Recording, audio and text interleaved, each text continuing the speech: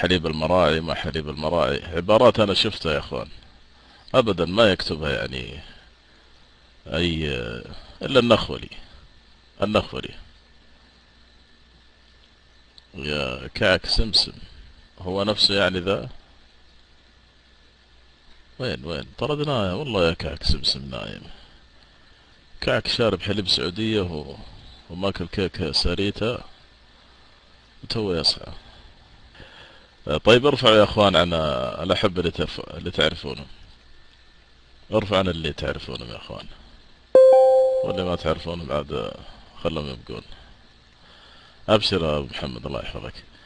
بس تعليق على اخونا وطن متكلم عن اعدامات داعش.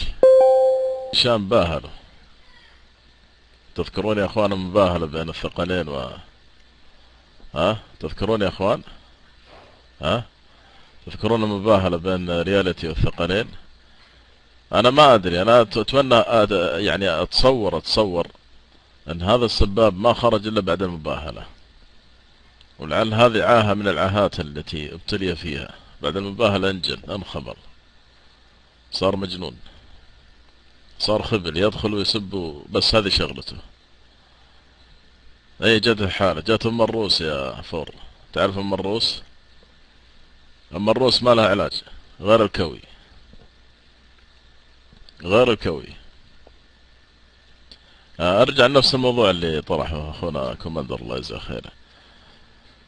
الان كلمة الوهابية، انا والله يا اخوان حتى اني انتقد بعض الاخوة